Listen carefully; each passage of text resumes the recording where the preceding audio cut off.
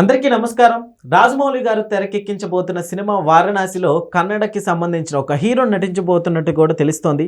అయితే ఇప్పుడు ఈ హీరో వల్ల అక్కడ బాక్స్ ఆఫీస్ కలెక్షన్ కూడా చేంజ్ అవ్వచ్చు అంటున్నారు. సో ఒకసారి ఈ అంశం మీద వివరం తీసుకునే ప్రయత్నం చేద్దాం. ప్రస్తుతం మనతో జర్నలిస్ట్ శ్రవణ్ కుమార్ గారు ఉన్నారు. వెల్కమ్ చెప్దాం. హలో సార్, నమస్కారం. నమస్కారం అండి. ఎస్ సార్, ఎలా ఉండబోతుంది? కన్నడ సూపర్ హీరో అని తెలుస్తోంది. ఎవరు సార్? ఈ వారణాసి చిత్రం ప్రారంభం కానించి మొదటి రోజు పోస్టరు గ్లిమ్స్ రిలీజే కానించి అంటే ఆ ఈవెంట్ కానించి ప్రారంభిస్తే ప్రతిరోజు ఏదో రకమైన చర్చ, వివాదం, డిస్కషన్లో జరుగుతుంది. వార్తలు రకరకాలుగా వస్తూ ఉన్నాయి. ఈయన ఉండబోతున్నాడు, ఈ ఆర్టిస్ట్ ఉండబోతున్నాడు, ఆర్టిస్ట్ ఉండబోట్లేడు, పలానా హీరో పలానా క్యారెక్టర్ కోసం ప్రయత్నాలు జరుగుతున్నాయి, హాలీవుడ్ నుంచి బాలీవుడ్ నుంచి అంటూ ఎన్నో రకాల వార్తలు. వారణాసి ప్రమోషన్ విషయంలో కూడా హాలీవుడ్ డైరెక్టరు నేను కూడా వచ్చి మీ షూటింగ్ చూడాలనుకుంటున్నా అని చెప్పేసి అన్న వార్తలు కొన్నాళ్ళు ఇట్లా రకరకాలుగా వారణాసి ఎప్పటికప్పుడు మరి కావాలని చేస్తున్నారు, సినిమా ప్రమోషన్లో భాగంగా చేస్తున్నారు, కానీ ఎప్పుడు వార్తల్లో ఉండేలా అయితే చూసుకుంటున్నారు. సో ఇప్పుడైతే వారణాసి చిత్రంలో ఆల్రెడీ ప్రకాష్ రాజ్ నటిస్తున్న విషయాన్ని డిక్లేర్ అయిపోయింది. ఇప్పుడు ఒక క్యారెక్టర్కి సుదీప్, మన ఏదైతే ఈగా చిత్రంలో రాజమౌళి చిత్రంలో ఏదైతే చేశారో ఆ కన్నడ స్టార్, యాక్చువల్గా కన్నడలో అతను సూపర్ స్టార్ హీరోగా ఉంటాడు. మాస్ ఇమేజ్ బాగా ఉంటుంది. మనకు రవితేజ ఎలా ఉన్నదో ఆ రేంజ్ స్టార్ అండం ఉన్నటువంటి హీరో.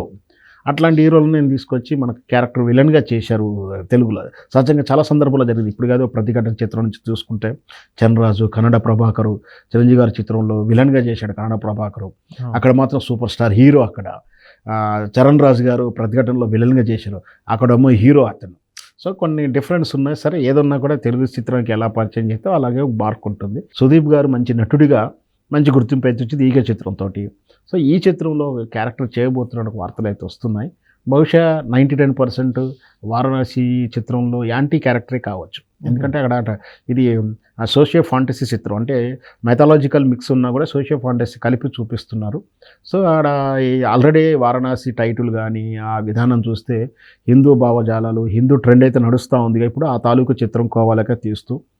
సో మరి అక్కడ ఉల్కా అంటే ఉల్కపాతం అంటాం మనం. అక్కడ ఆకాశం నుంచి రాలి పడుతుంటే భూమి అంతమైపోతుందని మనం అయితే ఎప్పటి నుంచి ఉంటుంటాము.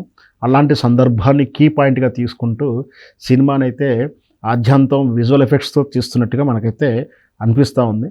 సో అందులో క్యారెక్టర్స్ సోర్స్ ఎక్కువగా ఉంటుంది. అంటే ఎప్పుడైతే మైథాలజికల్కి వెళ్ళిపోయారో పౌరాణికలకు వెళ్ళినప్పుడు పౌరాణికలో చాలా క్యారెక్టర్స్ ఉంటాయి.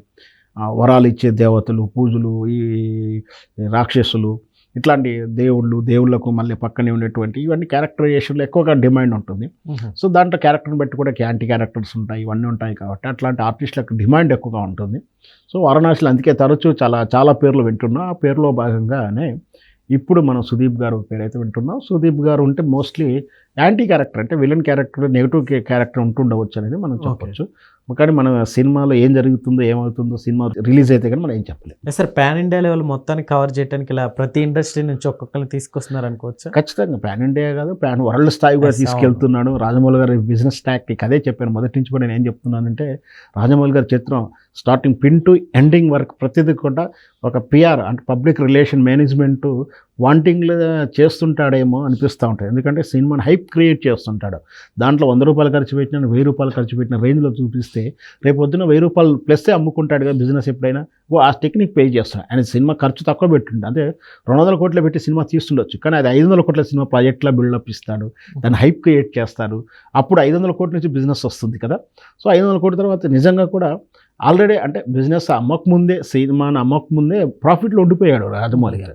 సో అదొక బిజినెస్ టెక్నిక్. దాంతోపాటు అవార్డు రావడానికి కానీ, మీడియా కవరేజ్ రావడానికి కానీ బాగా మేనేజ్మెంట్ చేస్తున్నాడు. అదొక బిజినెస్, తప్పేం లేదు అలా చేయడం, సినిమా నిలబెట్టుకోవడంలో.